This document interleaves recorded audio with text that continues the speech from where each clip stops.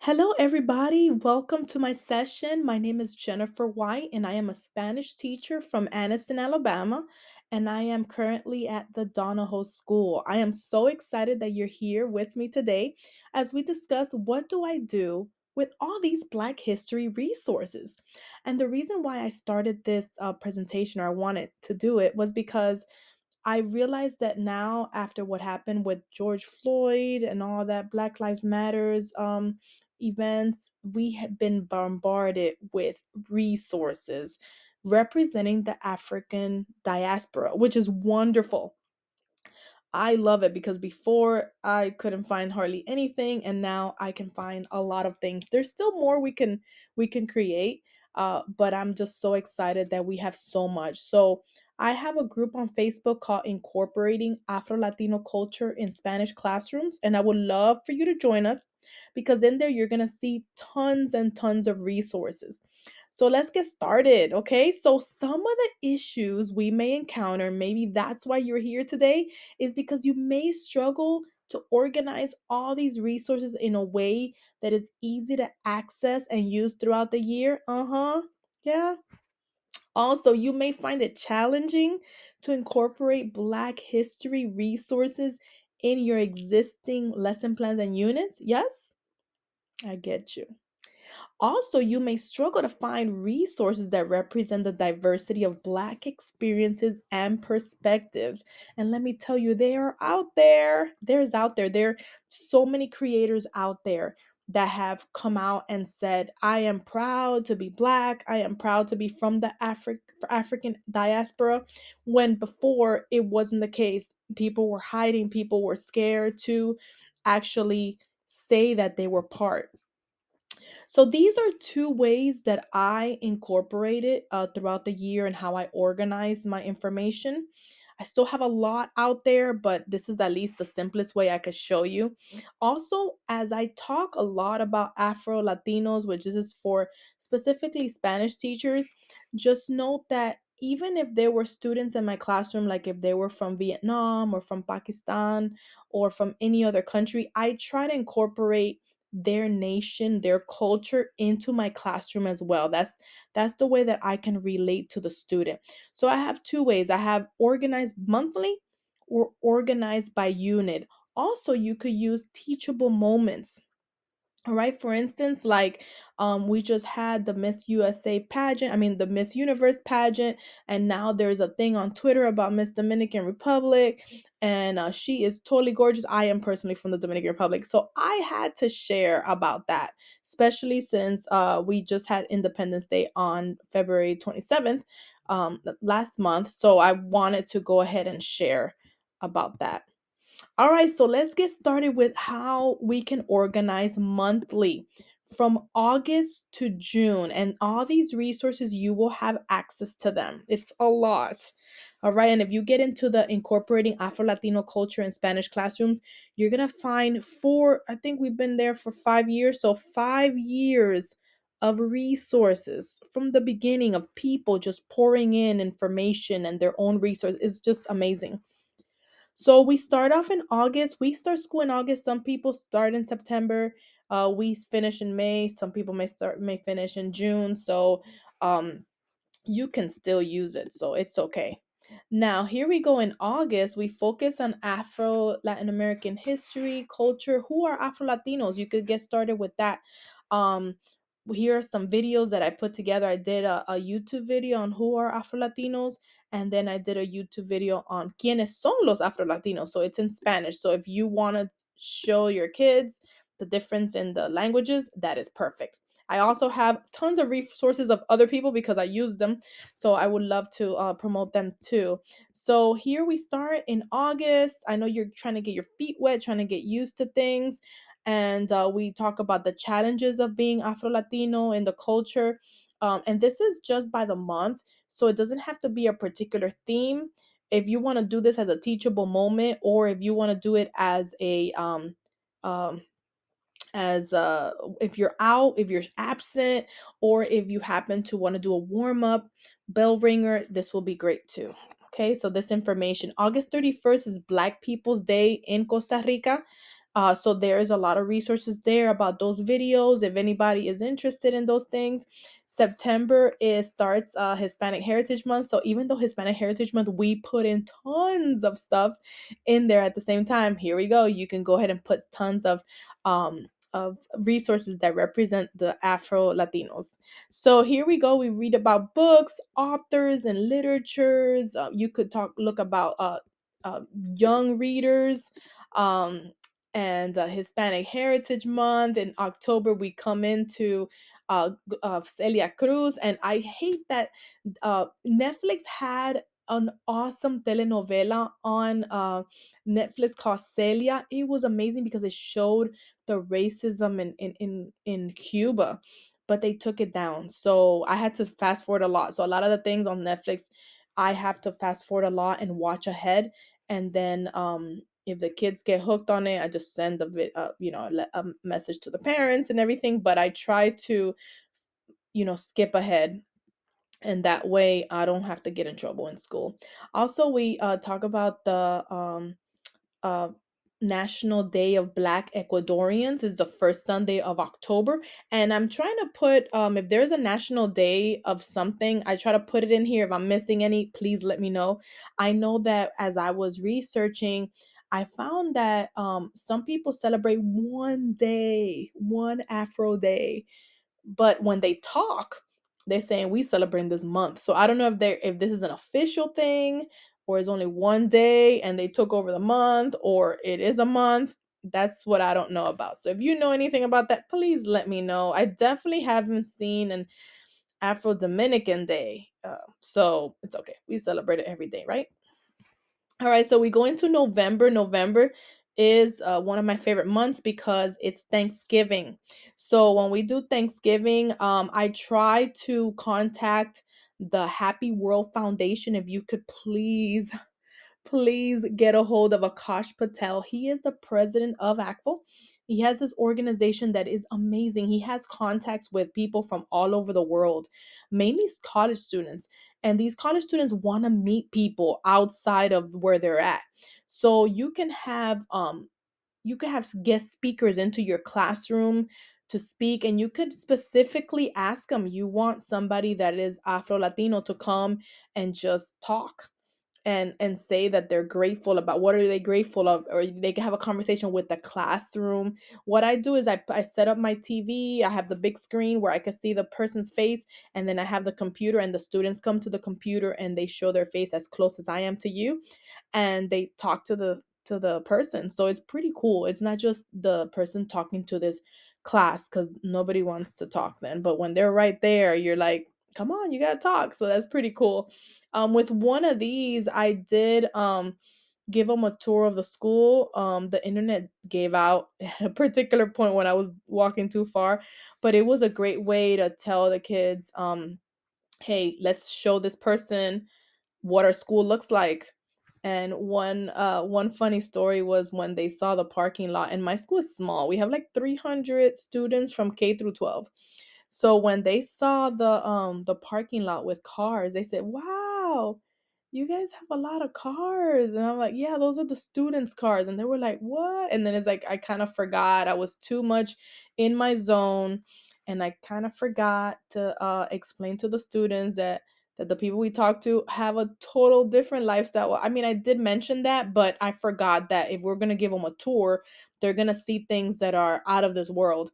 One young lady, when I gave her the tour of the school, where the kids gave her the tour, she showed us that there was a sloth in her attic. That was amazing. I mean, a sloth in your attic? My classroom is a sloth forest, so we were freaking out like crazy. Anyway, so we go into November. We try to be talk about being grateful. So I like inviting them to talk about what they're grateful about in their country, and we talk about what we're grateful about. So we have a Black Consciousness Day in no in Brazil, and we have National Day of Afro Argentine. And this is really interesting with Argentina. I have lots of resources, and then when you get to Brazil, I don't have a lot. So if you know of more resources for Argentina, for Brazil, that's in Spanish, that's what I'm looking for, because I keep finding stuff in Portuguese, and I find it in in English, but I don't have a lot in Spanish, and that's what I want. I want Spanish resources. So here we go in December. Celebrations, different countries, what are they doing? What are their traditions? All of these hyperlinked have bunch of resources, videos and websites, and that you can look at and you could use in your classroom, incorporate it in your lesson as a quick thing. Here, read this excerpt. What do you think it means? Um, just great to just put that in. Just because I'm talking about this topic, I don't want you to think like, oh, that's all she talks about, Afro Latinos, that's all she does. No, I you'll be surprised that the way I incorporate it is a way that is not in your face. It's not some things when we talk about a little bit about racism and we talk about injustice and stuff like that, okay, it might be in your face, but it was something that led to that. It's not like that's all I do. And my classroom is a sloth forest, so I chose to use a an animal to identify with students that like animals.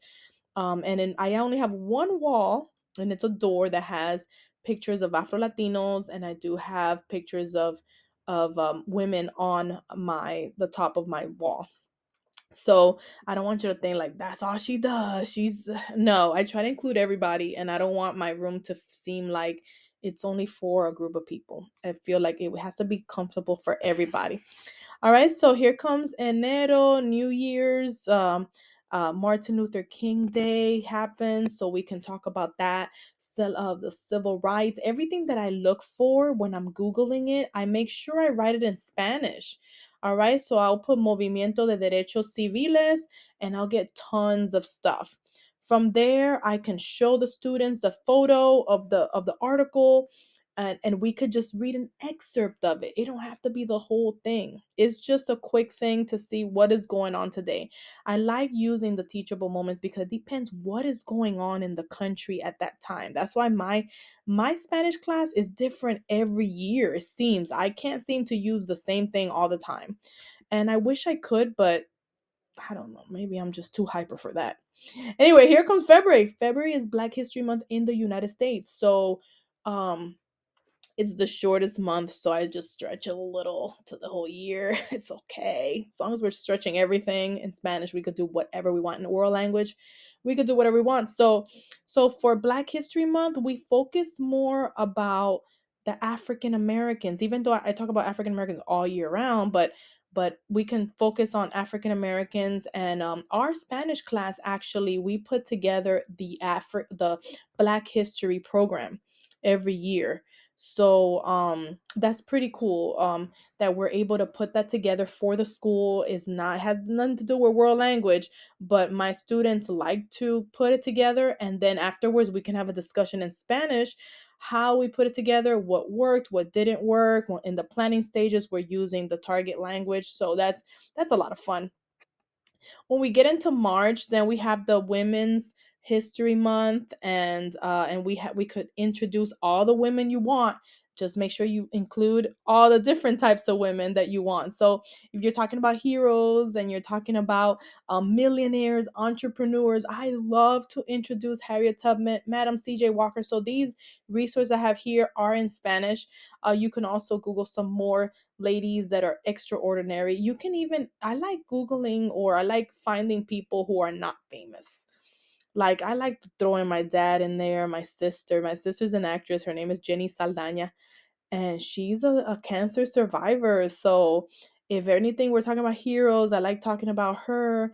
Anything about struggles, I like talking about her. So it's like, it doesn't always have to be like a struggle that has to do with the cultural thing. It could be something that it has to be health wise as well.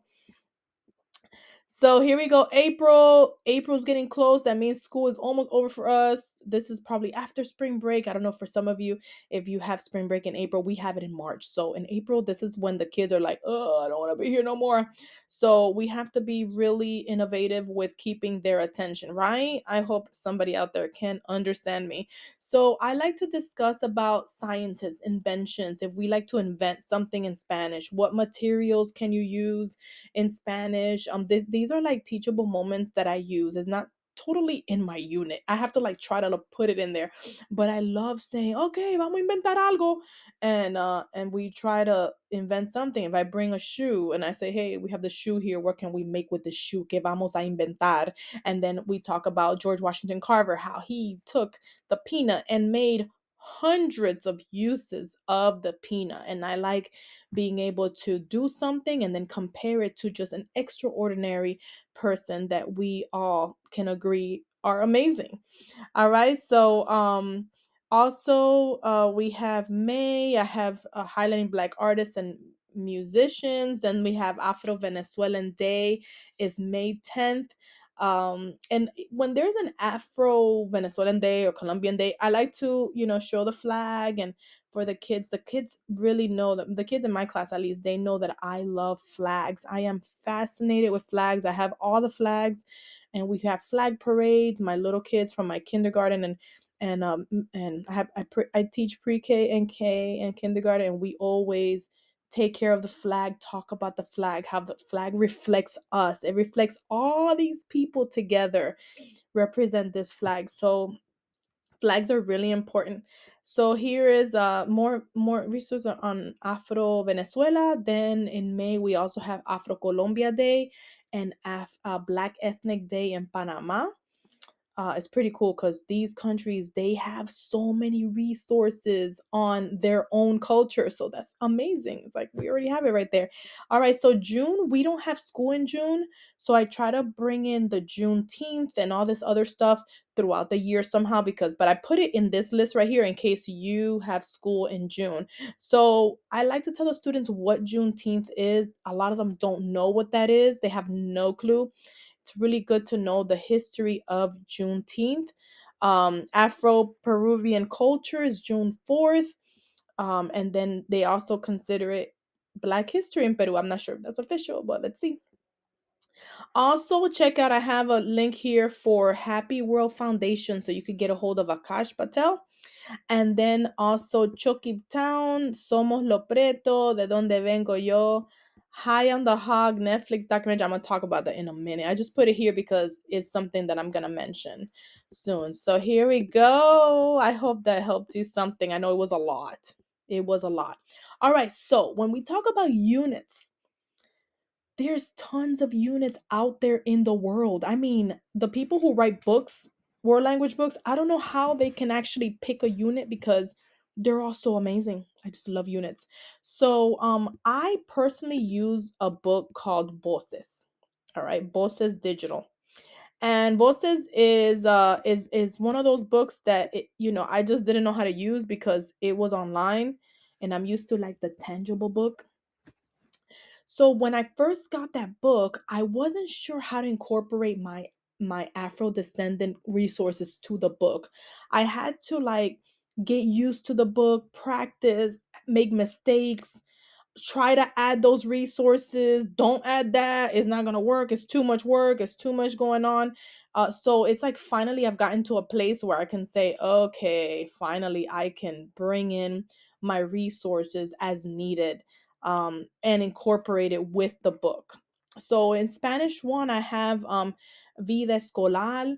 And Mi Vida Escolar, oh my goodness, I love it because I love when I go to different countries, when I visit Panama, when I visit Dominican Republic, when I visit any country, I love going to see the school. I remember going to school in Jamaica one time. Oh my gosh, amazing.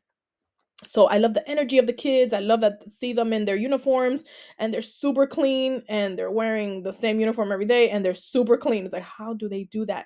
We talk about that in the class, Mi Vida Escolar. So the last school that I went to was in La República Dominicana, and I really loved reading a book to the kids, and I have videos of me reading a book to the kids. So I get to show the kids my personal videos of me reading to the kids, and they get to see the kids and what they look like. And the school that I went to specifically was in a poorer area, and the kids were dark skinned. Now, when we went to Panama, my husband and I, he's from Panama. So when we went to Panama, we went to a private school in Cerro Azul. It's a very exclusive area. I mean, for you to go in there, you can't even take a taxi you gotta like park at the bottom of the mountain and then get up with somebody. Someone has to take you. You have a personal car. It's very exclusive. So we stayed there as a vacation. We didn't know how exclusive it was until we got to know the culture a little bit. So when we went to the school had not one brown kid, like not one. And I was wondering, like, what's going on here? And Ronaldo and I try to apply for a job there. We're like, man, we should move here. I mean, what are we doing in the U.S.? We need to live in paradise. And when we tried to apply for a job there, it's like if they didn't want us there. As educated as we were, they didn't want us there. They said maybe you guys should just stay in the US and whatever. And we're like, okay, we just wanted to know how they were going to treat us. It was like an exercise. How much were they going to pay us or stuff like that? They offered us $400 a month. I don't know if that's what they usually get paid or if they were just offering that to us. We don't know. They didn't want us there, so I left. These are the kind of stories that I talk about when I talk about mi vida escolar. After we've dove into the unit, we've talked about it, then I'll say, "Oh, mira, yo fui," and I will talk about where I went, and show them pictures of my vacation and little tidbits. So as soon as I can, I'll get that. I'll get a YouTube video going with that because it's really interesting the different schools that I've been to. So mis amigos interesantes, mi tiempo libre. You could talk about sports in there, baseball, el soccer. All of these things are in the free time, and you could talk about highlight those soccer stars or those baseball stars or football stars and what they do on the free time. Also, amigos interesantes doesn't have to be like there's a video out there about friends and they have to be happen to be Afro Latinos. You could bring up a conversation about who do your friends look like? What do they look like? Let's draw a picture of your friends.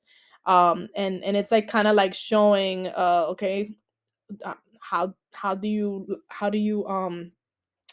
interact with this friend? Do you go to their house? Do you eat their food? Do they have different foods than you? And that's the kind of conversations I like to talk about in the target language about food and culture of their friends.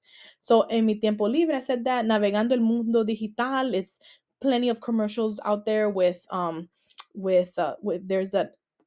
Afro Latinos in there or black or mixed. There's so many commercials out there now with a lot of different types of people. It's just so beautiful. I just love how it is un mundo nuevo, tradiciones cultural. All of this can all come from these resources I already provided for you in the other documents. So it's really interesting. In Spanish too, we have La Aventura Empieza.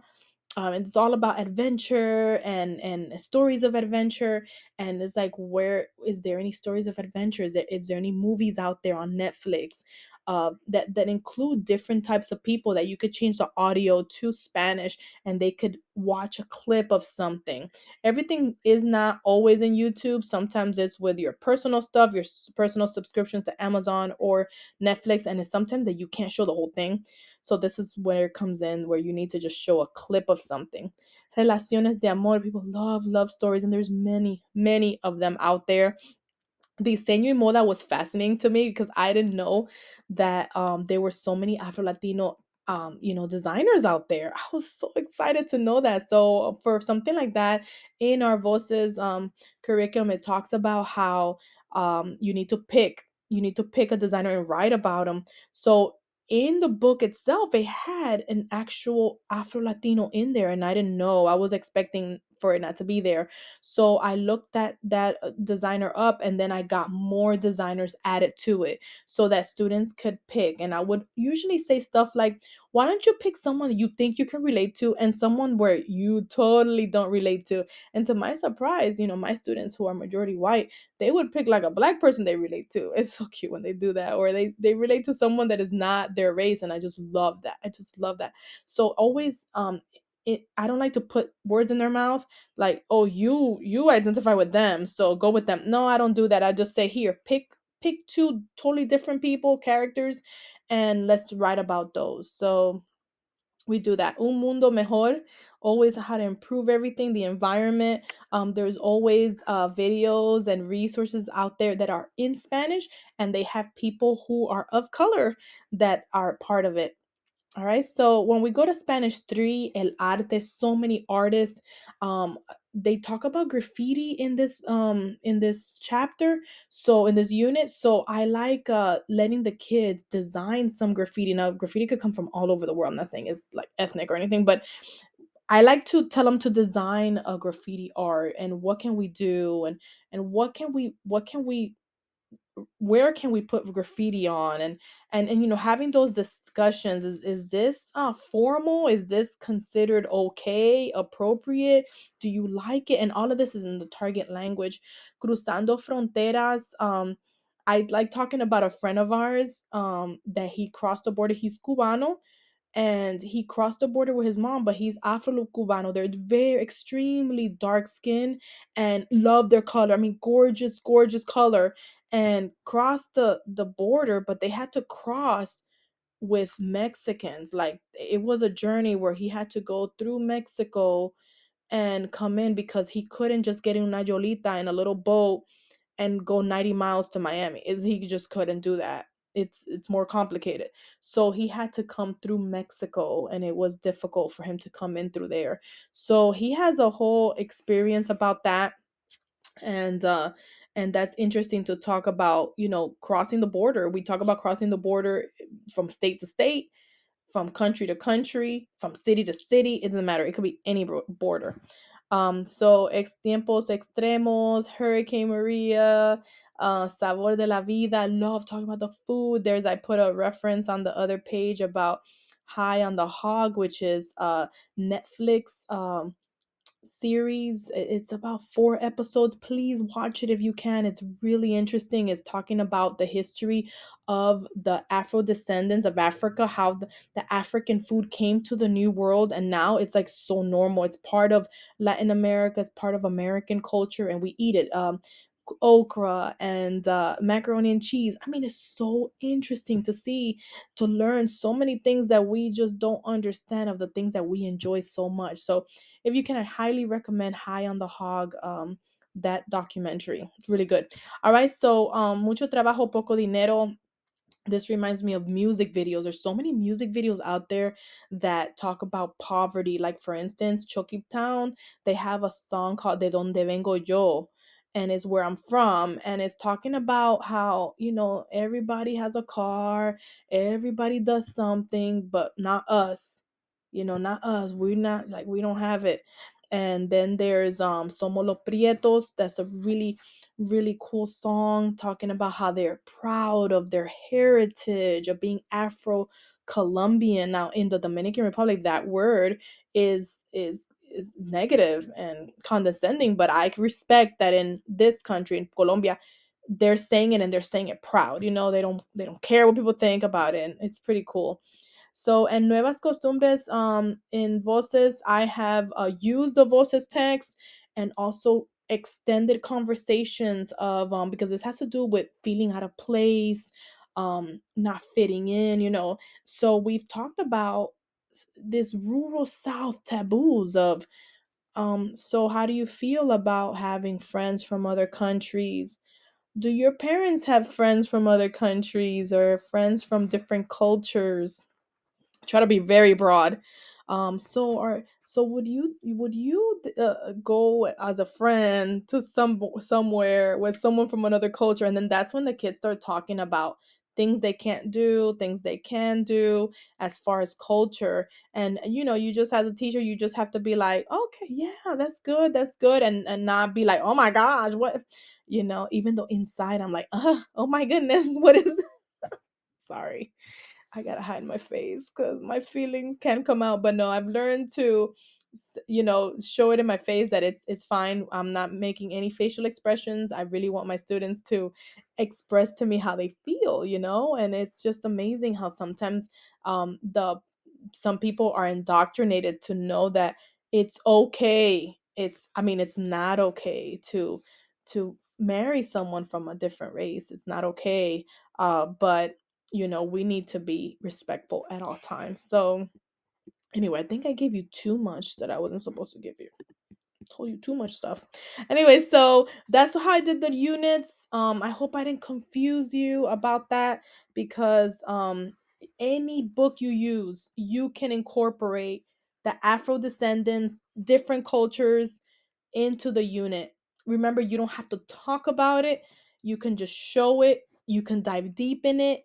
You can extend it from another conversation. It's just amazing being able to be a world language teacher and have that freedom to do that. So, if you have any questions, please contact me. Again, my name is Jennifer White. I'm married to a Panameño whose last name White. A lot of people are like, "What? What is that?" My maiden name is Saldaña, so that comes from the Dominican Republic. Actually, from Spain. Oof, come from like 17 different countries. I did that DNA thing, and oh my word, it's like long. I come from everywhere. Instagram, Afro Latina Teacher podcast. I have a podcast, Afro Latina Teacher in the Rural South. I remember the episodes are English and then Spanish. Same topic, just a different approach to it. And please join our Facebook group, Incorporating Afro Latino Culture in Spanish Classrooms. I would love to meet you. So if you have any questions, you have any additions to add to this, please let me know. So I hope you have a wonderful day and I hope this helped you in some way. Adios.